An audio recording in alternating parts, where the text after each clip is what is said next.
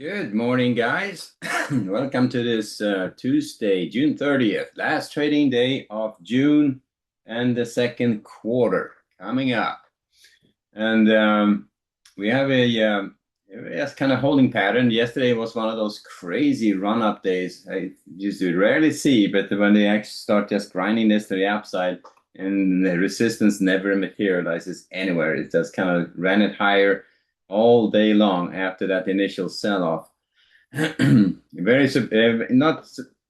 totally surprising, but it's rare you see those kind of days, and they get you every time. Because if you knew it, you would be in early. If you didn't, you would try to sell resistance at a certain point, but found out that that didn't work at all. And the news this morning, we have a little bit of news coming up. Nothing at 8:30, but we have at 9 we get housing data, Case-Shiller and FHFA.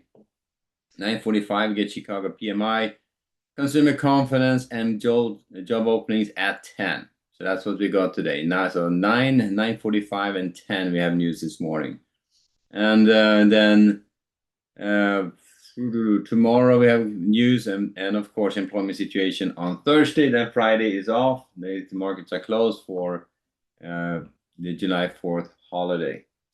Now, starting off today, I'm going to start off with a slight bias to the upside. I mean, if you look at how this is developing, there's no reason not to. It's going to be difficult to say how this last trading day develops. Going to be some profit taken or not, but I think most of the profit taken and reallocation has happened already. I think there may be new positions being taken going into the next quarter. Because you're not going to make anything on these positions, there's too little time left. So all new buying here, and that's what I'm thinking from yesterday's buying. It's just after the reallocation, taking new positions, setting up for the third quarter, and repositioning themselves.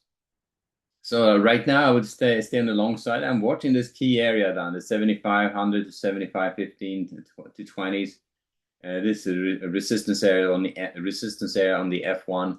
If they can get up above it, we'll be right up in this upper range again on the ES and ready to challenge the highs again. So we'll see if they can get past it. They're right up here right now. So they're up against a pretty good area of resistance. So I would not be shy of looking at potential shorts up here at the 76.15s and the 76.30s for rotations down. If they take out the 76.30s, I think we are safely up here in this upper range, and we may start focusing on the long side instead. But right now, looking to buy weakness to get started, 74.94 or 74.95, I should say, 74.80 for rotations up. That's pretty much it. If they back off below that 74.80, I'm just going to assume that they're backing off that high and go back more range bound. It's a pretty tight range I'm watching right now to see if they're going to hold on to this, and you're going to see some extension, some strength develop, or if you're going to see pretty much them backing off this resistance area and trading back down. And as being the last trading day, it's hard to say which one it's going to be. But given this the buying we had in the last couple of days, you're going to remember they had this pretty good sell-off here the Friday. Yesterday's trading Monday was a spectacular up day, and then let's see if we get some follow-through today or not. If we get follow-through, I think we can start off July in a pretty good way. So looking to buy weakness against that 74.95 and 74.80s early on. Below 80s, I'm going to take off that long bias and go back range bound.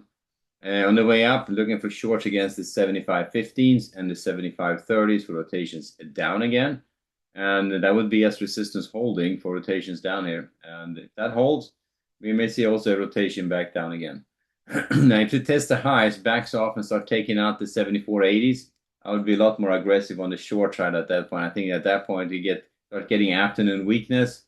I think we may get a little bit of a selling going into the close here on this last trading day of June. So that's how we get started. Fairly straightforward, I think.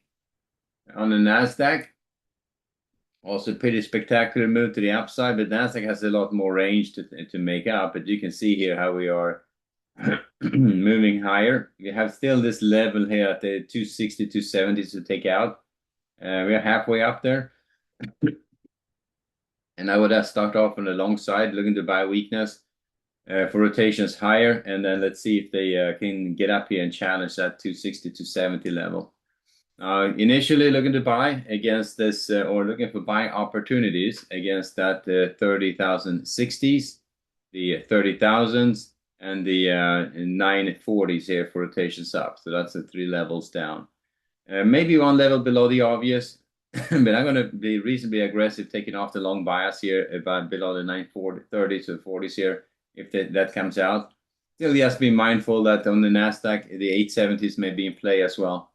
Just because it moves so crazily. So 1 level outside the obvious on the NASDAQ is a pretty safe bet to include in your early weakness analysis. So looking at NASDAQ, looking to buy against the 60s, the 30,000s, the 940 to 50s, and last one would be down at the 870s for rotations higher. Now, below that one, I'm going to already take off the long bias below the 940 to 50s here, but I'm also keeping that last level in top of mind just in case we get there. And then up here against that 260 to 70s, you see this volume edge right here on the side at 30,300. It's like 270 to 300. Nice little volume edge. If they can clear that edge and start heading higher, I think we are back in action here. We're back in this upper range again. But initially, I'm going to be looking for short against the 140 to 50s, the 200s, up to that 270 to 300 level for rotations down. So these 3 resistance areas, looking for short setups against them for rotations back down again. Now, maybe a little bit less aggressively given that we have momentum to the upside. But the day like yesterday is interesting because, I mean, it's... we could see some retracement of that trading day, or we can see a flat out continuation. It's just hard to say. But we'll just react to what we see and what the market is trying to do and trade it accordingly, right? That's what we do. So starting off with a slight bias to the upside on both ES and NASDAQ. Let's see if we can get continuation from yesterday, or if they're going to just run out of gas here and back off a bit. So we'll see. Finally, on the bond side of things,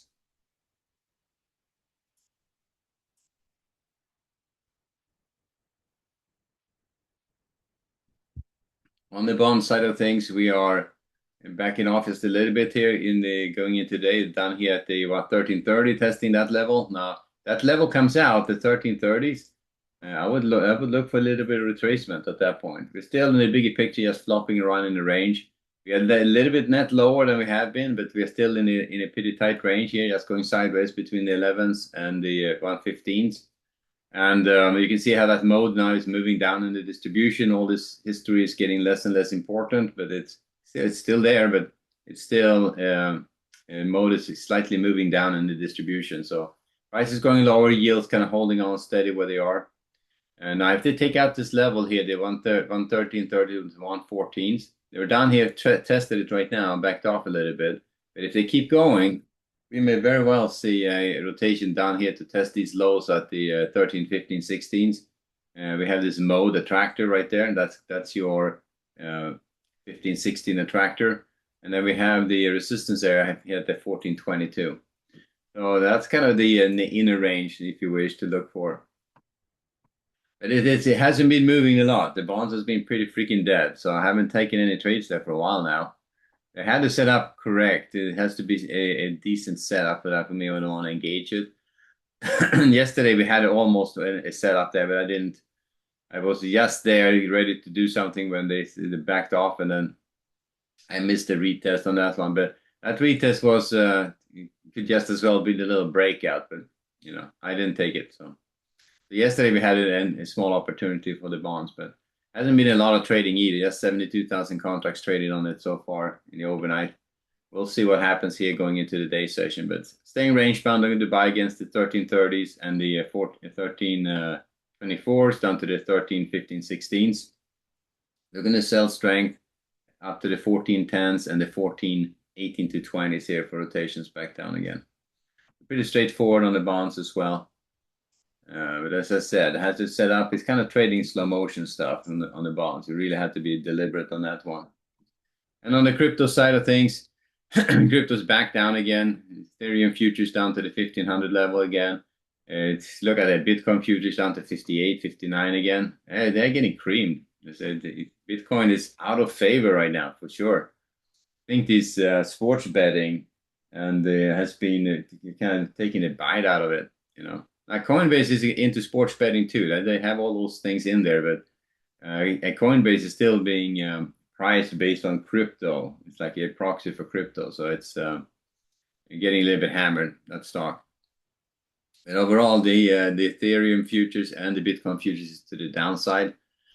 And the gold, silver, gold, and oil is pretty much flopping around in the range. Oil is up to 71, gold is at the 4,000, and silver is down to 59. It's backed off quite a bit on the silver side.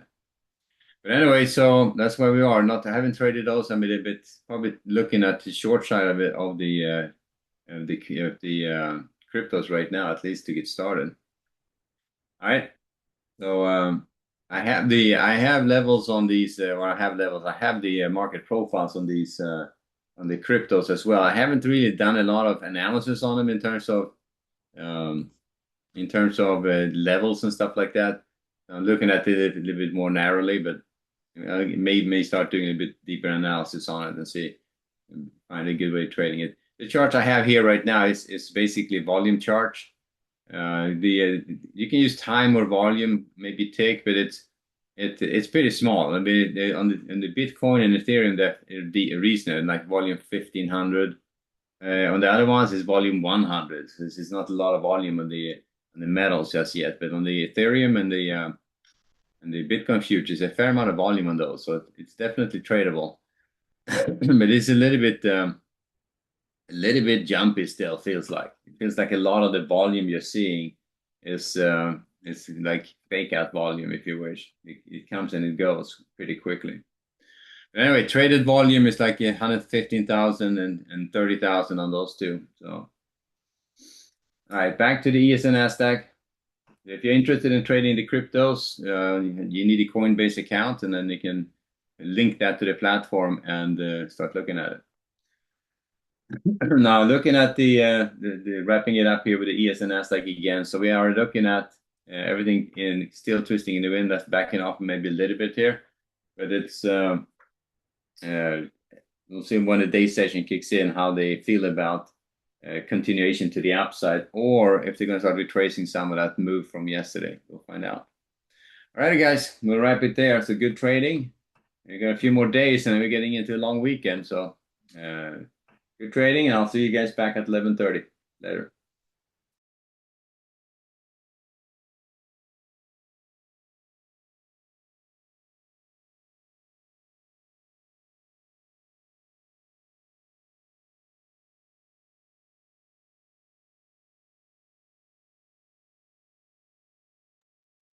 You know, Mihail, I'm not doing much.